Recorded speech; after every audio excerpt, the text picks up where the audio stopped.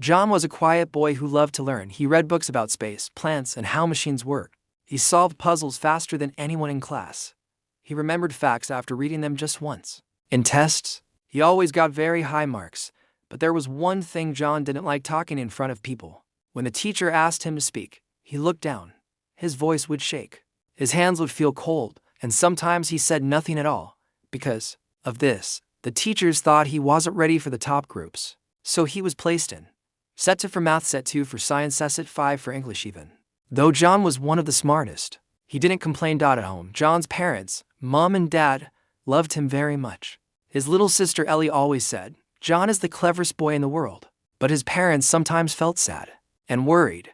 "We know he's smart," said Mom, "but he hides it from the world. I just want him to feel proud of who he is," Dad added. They tried to help him. They read stories with him at night. They asked him questions at dinner. Sometimes they asked him to order food at a restaurant to help him practice speaking. John tried, but it was hard. One day, the school had a science project competition. Each group had to build something and present it to the whole school. John's group chose to make a model of a volcano. John drew the plan. He helped build it. He wrote all the facts about it. He knew everything. But when the teacher asked, "Who will present your project?" everyone in John's group went quiet. No one wanted to stand on stage. Then his friends looked at him. "You know it best," John once said. "You should do it." John's heart started to beat fast. His hands shook. But he nodded slowly. He decided to try.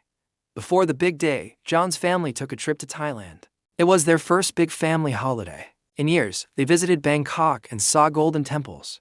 They rode on a boat and tried new foods like sticky rice and mango. In the north, they saw elephants. In the south, they swam in the clear blue sea. Something changed in John during the trip. He watched how people smiled at each other. Even without speaking the same language, he saw how his dad helped tourists who were nervous. He even asked for ice cream in Thai, and the seller smiled and clapped. His parents noticed. "You're finding your voice, John," Mom said.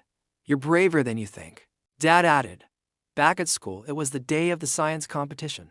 All the students sat in the hall. The judges sat in front. The lights were bright. John stood next to the volcano model. He looked at the crowd. He took a deep breath. His heart pounded. But then he remembered Thailand. He remembered the warm sun, the smiles, the ice cream seller, and he began to speak. Slowly at first, then more clearly, then with confidence. He explained how the volcano worked, what lava was, and how real volcanoes form. When he finished, there was silence. Then, loud clapping.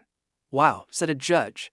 "That boy should be in the top set." After that day, things changed. John moved to Set 1 for science and Set 1 for maths. In English. He started sharing his stories and they were amazing. He still liked being quiet, but now, he knew he could speak when he needed to. At home, his parents were proud.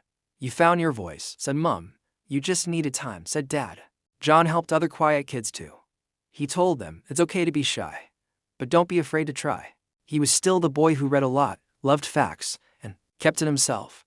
But now he had something new: confidence. And that made him not just a genius, but a quiet hero.